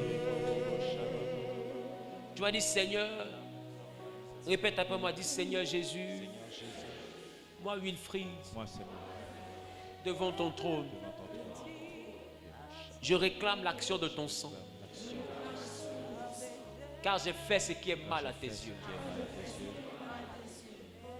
J'ai dit ce qui était mal à tes yeux. J'ai pensé à ce qui était mal à tes yeux.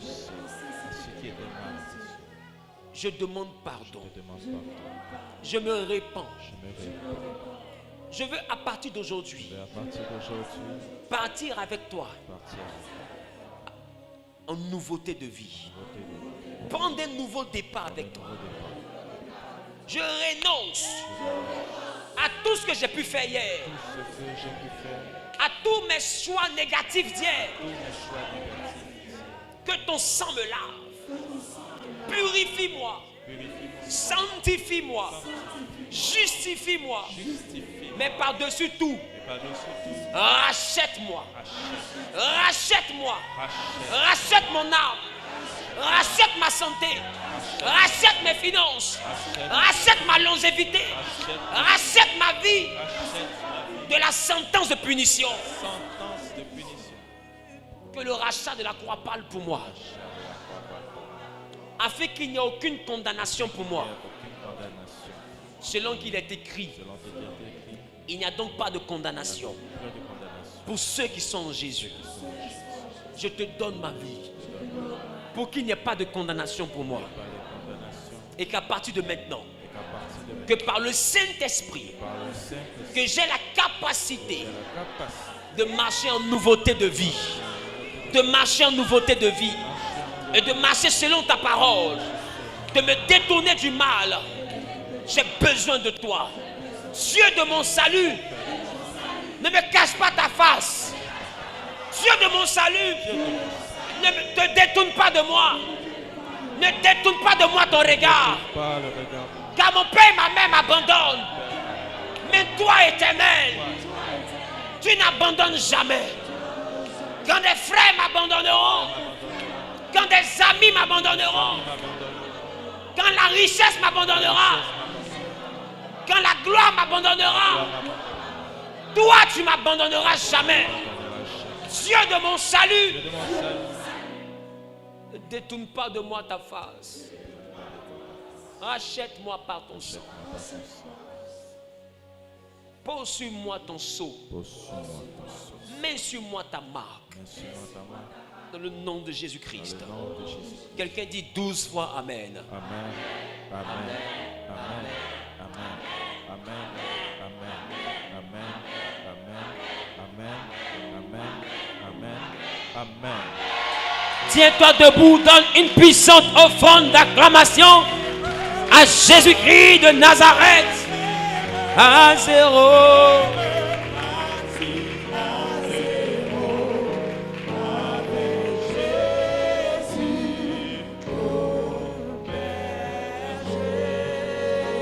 Et repartir.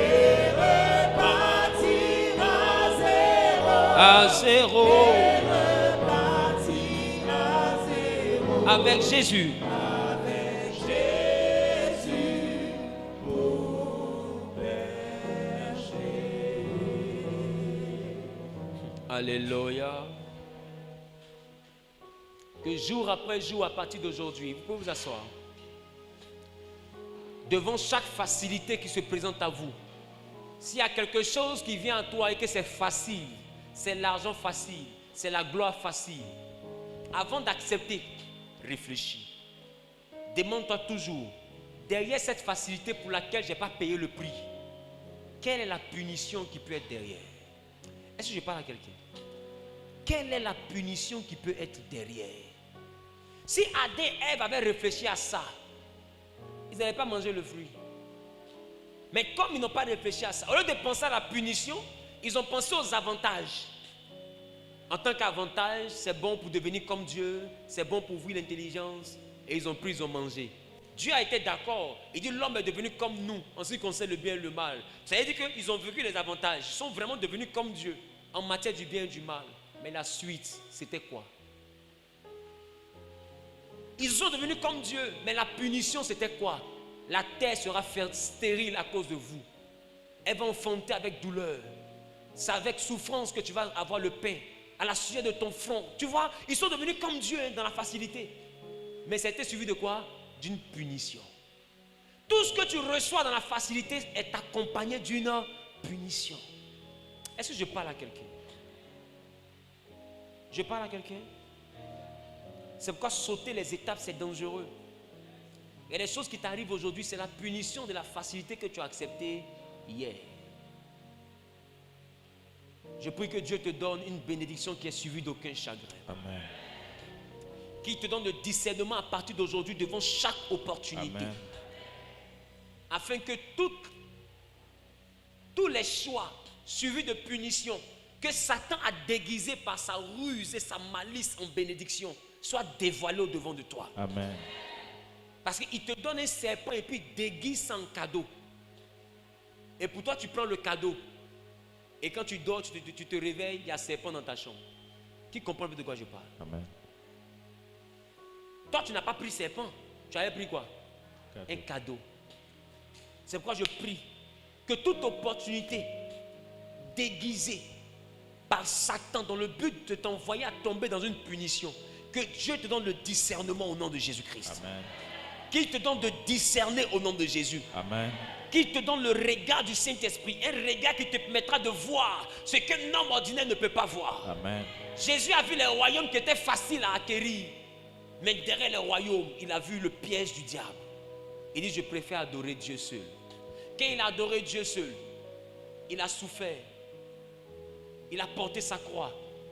Ils l'ont même tué.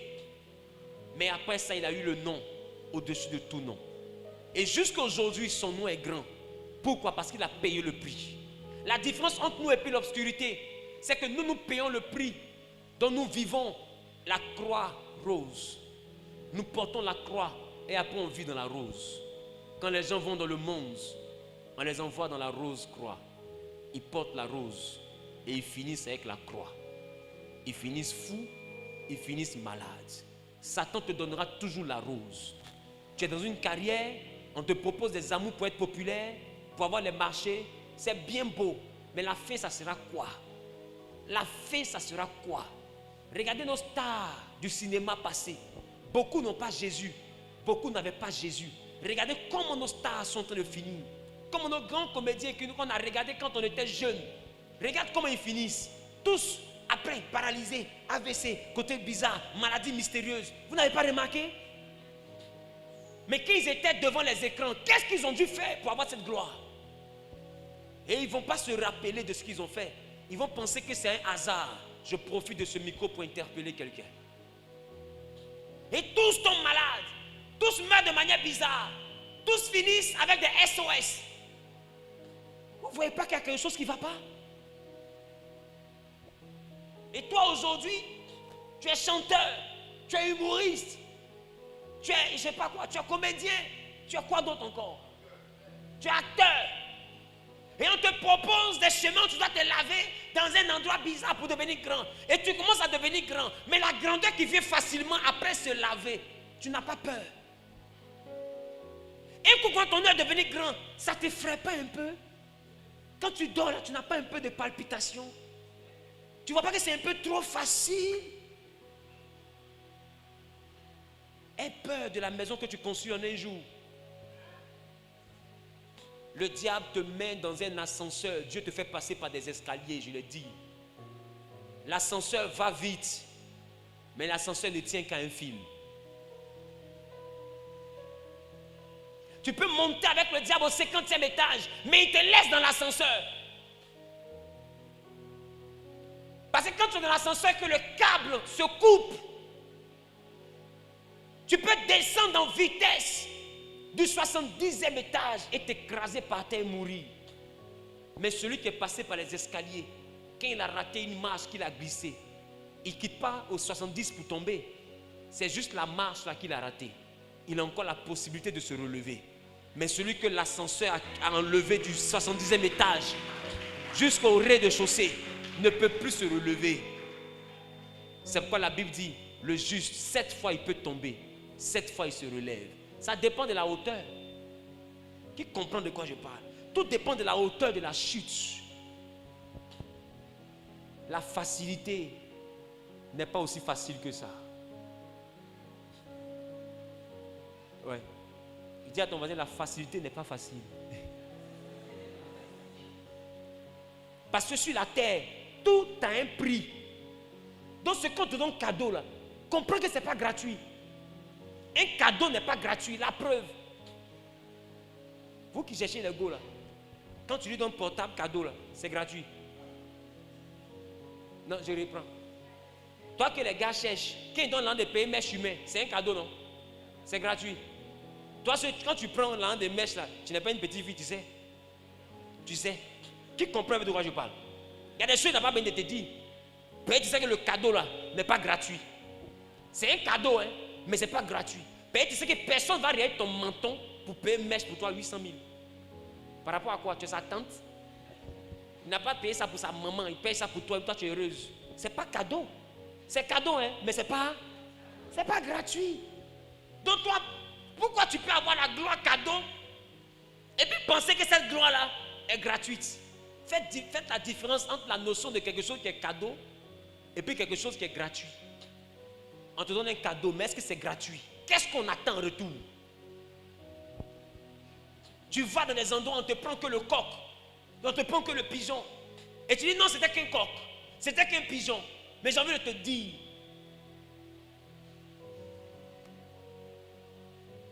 si tu reçois quelque chose sans avoir donné quelque chose qui est l'équivalent de ce que tu as reçu, la nature même, le ciel et la terre te prendront quelque chose qui a la valeur de ce que tu as reçu.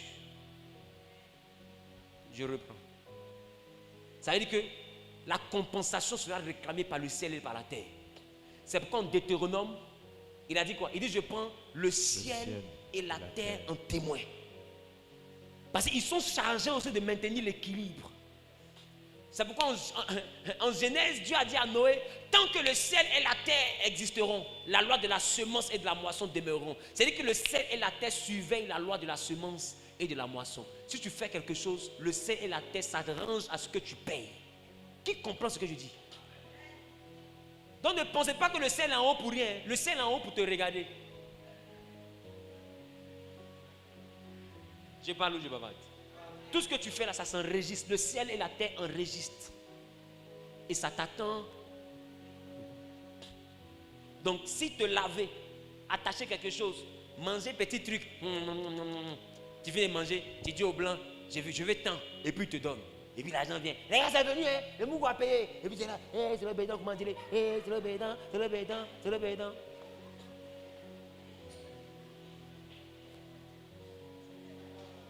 Et puis il pleure.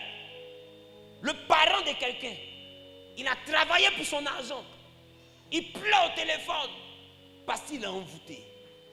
Je n'ai plus rien. Chantal, reviens-moi. Oh, tu t'appelles pas Chantal, hein? Tu t'appelles Romaric. Et puis tu es derrière. Il t'a dit, oh. Il t'a dit que moi, je vais avec mon cœur. C'est bien. C'est bien. Et d'autres se sont suicidés après ça. Des gens sont morts pour que toi tu puisses jeter l'argent dans boîte de nuit. Des gens sont devenus SDF. Et quand on te demande, c'est la dette coloniale.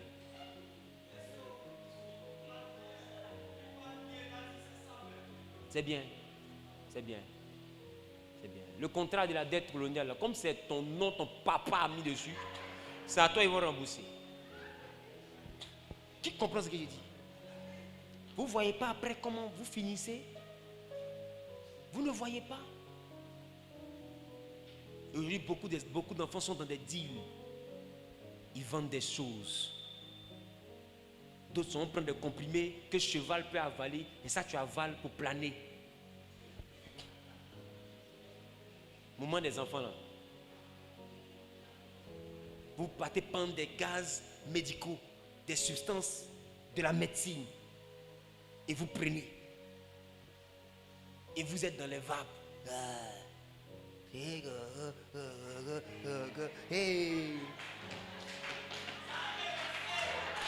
C'est bien. C'est comme ça. Bravo. Regarde ton voisin, il dit bravo. Tu es fort, tu es fort, tu es fort. Demande-moi ce tout petit Denis. Voici un talent. Un talent pur, brut, sauvage, que personne ne pouvait égaler. Il est où aujourd'hui? Quand je regarde ce monsieur-là, ça me fait mal. Les gars, réfléchissez au choix que vous faites aujourd'hui. Tes camarades ramassent la clé. D'autres ramassent le savon.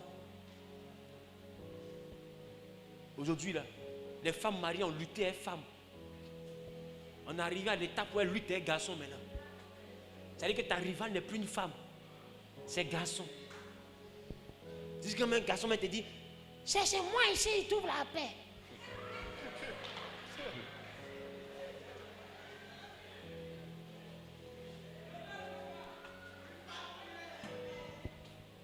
Je vous assure, je ne sais pas quel côté de ce que je dis fait rire. Ça fait pitié. Ça fait pitié. Et beaucoup d'envieux regardent ce que ces jeunes-là ont dans la facilité. Et toi aussi, beau comme tu es là.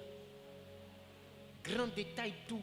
Je vous dis, si vous me voyez dans la rue et sont en train de me battre, c'est que quelqu'un m'a breaké. Je vous dis, un jour ça va arriver. Je passe comme ça. Bonjour, pasteur Zawi. Bonjour, ça va? Oui, ça va. C'est pas pour la repentance. Non, vraiment, depuis que je te vois, tu me plais. Attends mon portable, attends. Ya, faut pas bouger. Si tu bouges jamais, il dit, façon tu m'as vu là. On s'est laissé. Je suis parti d'un pays où j'étais le nom, il y a un qui m'a approché. Bien tu. J'étais là, je regardais. Il a parlé. À la fin, ce sont tes messages qui me plaisent. Moi, quand tu dis la vérité, moi, tu dis vraiment la vérité. Je te lève à te féliciter. Je te lève à te féliciter vraiment. Tu te lèves à Dieu bien. J'ai dit Amen. Vraiment, le message, il t'entend. Et puis, il regarde vraiment les vidéos. Il dit Amen, vraiment que Dieu te bénisse. Moi, le programme, ce soir, j'ai tout fait pour venir. Et il est venu au programme. Il a regardé. Mais s'il est dit, ça dit que s'il est dit ce à quoi il pense là, c'est qu'il y a des gammes dans le pays, et peut même les mains comme ça, et bien, envoyez-moi en prison en même temps, Ado va venir me chercher. C'est de manière, il est mauvais. Mon papa s'appelle Ado, il va venir. Il est vieux, ton fils est en prison ici. Hein. Il dit, il a botté Woubi. Tu m'as vu comment? Que c'est-il un homme? Dégagez le monde. s'il perd son arme. C'est pourquoi je parle à un jeune. Mystiquement, l'étoile d'un homme est dans son rectum. Et mystiquement, l'étoile d'une femme est dans ses trompes.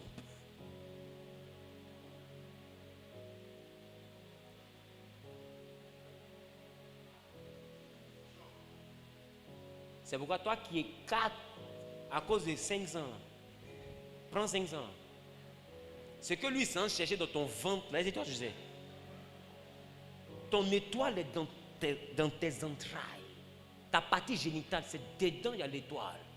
Et c'est parce que l'étoile de la femme est utile pour la gloire de son mari que Dieu exigeait à ce que les femmes soient vierges jusqu'au mariage. Pour être sûr que l'étoile est restée pure. Et c'est aussi la raison pour laquelle, en Lévitique, Dieu a interdit qu'on couche avec un homme comme on couche avec une femme. Parce que l'étoile d'un homme est rectale. Au début, c'était des pratiques mystiques. Aujourd'hui, ils font passer ça pour la mode. Mais ça reste le mysticisme. Et remarquez, un homme qu'ils ont touché là-bas, il va beau crier, mais il n'est plus garçon. Il y a quelque chose qui quitte. Qui a remarqué? Il y a quelque chose qui s'en va. C'est une énergie. Ce n'est pas des muscles, c'est une énergie qui est là-bas. Quand la Bible parle des reins, que Lévi était dans les reins d'Abraham, les reins, ce n'est pas l'organe qui filtre le sang qui est ici. Ce n'est pas ça. Quand la Bible parle de reins, la Bible parle de la partie génitale. Le rein, mystiquement parlant, est entre le rectum et la partie intime de l'homme. Il y a un point de jonction. C'est pourquoi vous avez remarqué, quand les gens commencent à être un peu trop visités par l'arrière-porte, à un moment donné, leur partie avant ne fonctionne plus. Parce que ça leur retire la force de la masculinité. Qui c'est ça? Devant la meurt. Pourquoi? Parce que le rein, qui est la puissance de la vigueur d'un homme, a été cassé. Faites attention, ils savent ce qu'ils font. Et toi aussi qui es là, toi, tu donnes, c'est que tu donnes. Car Dieu a tant aimé le monde qu'il a donné. Toi, tu as tant aimé l'argent que tu donnes. Tu donnes.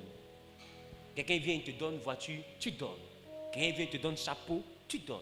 Il te donne spaghetti, tu donnes. Il te donne strike, emoji, émoticône, cœur, tu donnes. Il te donne appel, 5 appels par jour, tu donnes. Il est gentil. Un homme attentionné, tu donnes. Je vais m'occuper de toi, ta famille, ta maman. Vous allez manquer de rien. Tu donnes. Je te fais voyager. Tu donnes. À partir d'aujourd'hui, tu vas manger porc. Tu donnes. Ah! Ma Rose, on peut donner facilement comme ça.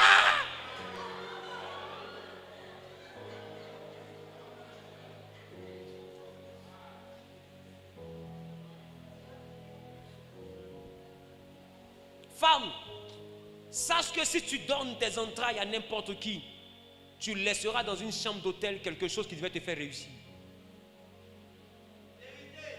Et demain tu seras belle, mais tu n'auras plus de beauté. Je reprends. Ta beauté, ce n'est pas ton visage, ta beauté, c'est ton contenu. Ça, vous allez voir qu'il y a des femmes qui ne sont pas jolies physiquement, mais elles ont des gars qui les poursuivent parce qu'il y a quelque chose en toi, c'est ça qui les attire.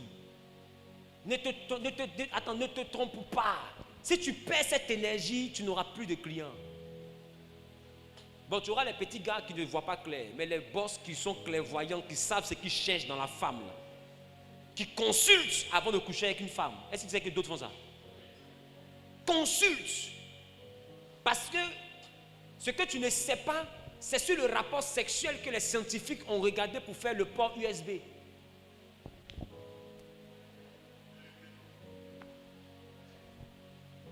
Même les prises électriques obéissent à la norme mâle et femelle. Tu vois qu'il faut introduire pour qu'une énergie circule. Quand tu déconnectes, l'énergie ne circule plus. Et il faut mettre une clé USB. qui ressemble à quoi? À Lazare. Dans un port USB qui ressemble à quoi? À Nina. Donc aussi longtemps que la clé USB n'est pas rentrée dans le port USB, il n'y a pas de transfert de données. Mais pour qu'il y ait transfert de données, tu dois prendre la clé USB, mettre dans le port USB pour que l'ordinateur donne ses informations. Depuis quand tu as vu une clé USB qui n'est jamais passée par un ordinateur qui a des informations à l'intérieur? Alors réfléchissez. Pourquoi l'ordinateur qui contient les informations qui doivent rentrer dans la clé USB contient toujours le port femelle?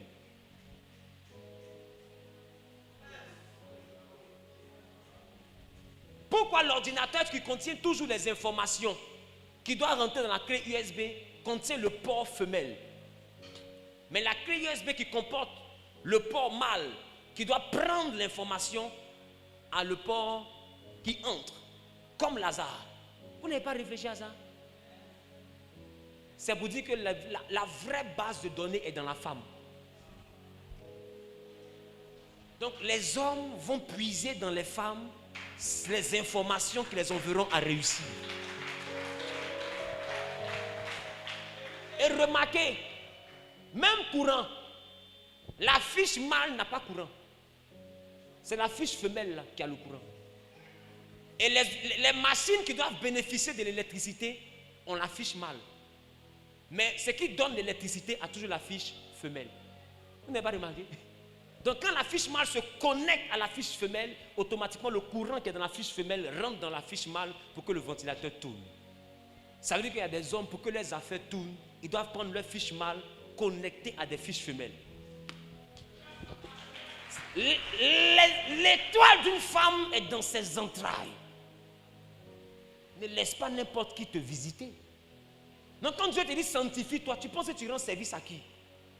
Je dis quand tu comptes les mois, à cause de Jésus, ça fait 6 mois, il n'a pas touché le garçon. Il ne voit pas devant, il ne voit pas derrière. C'est d'abord pour toi.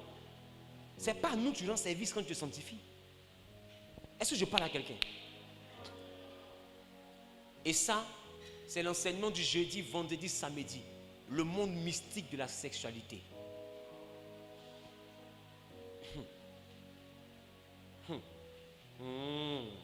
Vendredi, le corps de Christ va me chasser. Jeudi, vendredi, samedi, là, le corps de Christ va me chasser. C'est ils vont dire après, ils disent, tu n'es plus un homme, un prophète, tu es un mystique. Et puis elle dit, j'ai compris. C'est pas fini. Mais mon message de mystique là, va aider des chrétiens qui étaient gaou à ne plus être gaou. Parce que vous commettez des erreurs que vous ne savez pas pourquoi Dieu vous dit de ne pas faire. Quand Dieu dit de ne pas faire, pour toi, c'est parce qu'il n'a pas envie que tu fasses Tu penses que c'est que ça? Si c'était que si c'était que ça, Dieu s'en fout de ça. Ce que tu ne sais pas, non, je te sens, tu me sens, oui. Dans ça là, tu laisses ton étoile, ta destinée est volée quelque part. Voilà pourquoi Dieu te dit ne fais pas ça. Et au lieu de t'expliquer, les pasteurs vous disent ne faites pas, un point, un trait. Mais quand tu dis à quelqu'un ne fait pas, qui ne sait pas pourquoi il ne doit pas faire, il sera tenté de faire. Mais quand il lui dit ne fais pas, voici les conséquences qu'il a dedans. S'il veut, il n'a qu'à faire. Le jour où il a échoué, ou bien elle a échoué, elle a vieilli, elle est misérable, elle n'a pas réussi sa vie. Est-ce qu'elle peut en vouloir à Dieu? Elle va dire, on m'a prévenu. On m'a dit que si je donne à tout le monde, je n'ai pas réussi. Je ne les ai pas écoutés. Il a donné à tout le monde. Tu vas voir qu'elle va devenir pasteur de ses petits-enfants. Elle sera assise, une vieille qui a échoué, devant les petits-enfants pour dire, ne cherchez pas garçon, beaucoup. Moi, que vous voyez là, les pasteurs m'ont dit, il n'a pas écouté, voilà moi ici. Ne commettez pas les erreurs que j'ai commises. Qui comprend un peu de quoi je parle? Elle va devenir Salomon dans sa famille. Sagesse va la tuer. Si parole ne te conseille pas, c'est conséquence qui a te conseillé. Donc il y a des messages qu'on doit donner. Donner de la manière la plus spirituelle possible pour que vous puissiez comprendre ce qui se passe en réalité. C'est bien plus profond que ce que vous voyez. Je parle à quelqu'un. Rendez-vous jeudi. Le thème c'est la mystique de la sexualité. Quand j'ai fini le message, il y en a qui ont bloqué les gars. Elle dit, petite étoile qui reste là, il a gardé. Mon dos. Je ne sais pas ce que tu as déjà bouffé, hein, mais petit qui reste là, il a gardé. Demi-étoile qui reste là, il a gardé.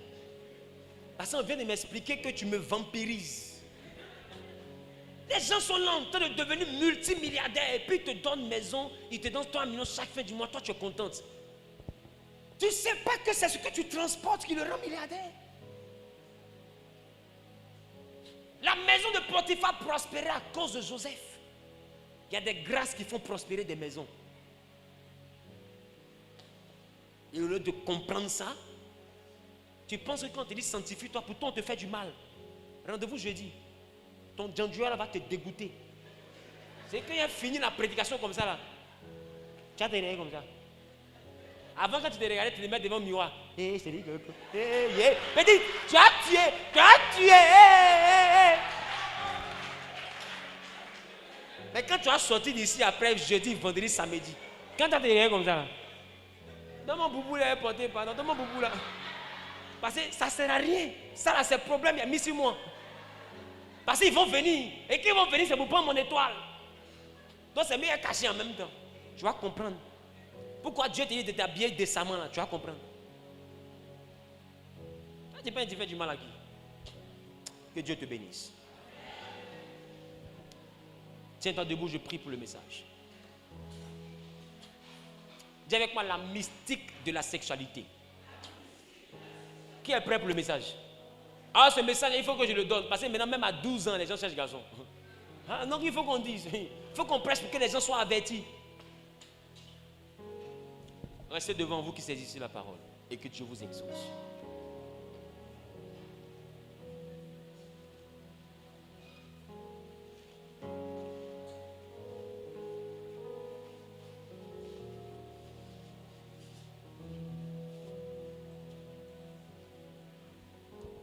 Tout ce que Dieu fait pour sa gloire.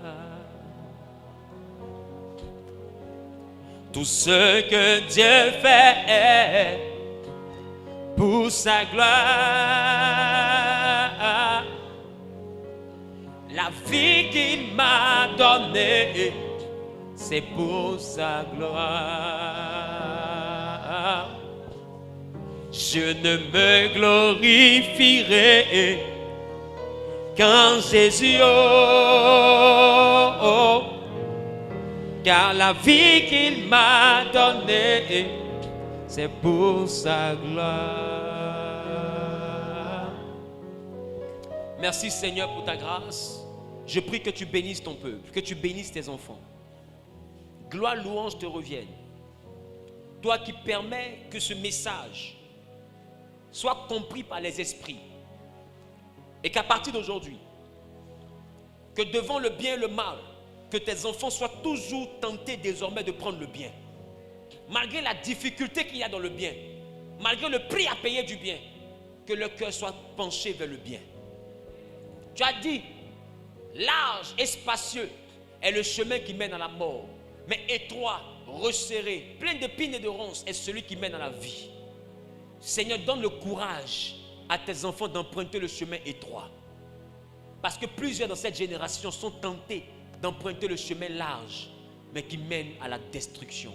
Beaucoup sont tentés d'emprunter le chemin facile où il n'y a pas d'épines. Or, c'est un chemin qui mène à la ruine. Je prie que cette génération élue du Saint-Esprit ait la force du Saint-Esprit. Cette capacité à pouvoir affronter le chemin resserré, rempli d'épines, mais qui mène à une gloire suivie d'aucun chagrin. Merci parce que tu fortifies ton peuple. Merci parce que ta main est sur ton église. Que la gloire te revienne dans notre vie. Au nom suprême de Jésus, j'ai prié. Quelqu'un a dit Amen en bien. Que Dieu te bénisse. Nous allons passer rapidement à la Sainte Seine. Est-ce qu'il y a des personnes qui ont fait la paix avec le Seigneur tout à l'heure, quand j'ai prêché, qui ont fait la paix, mais qui ne sont pas encore baptisées?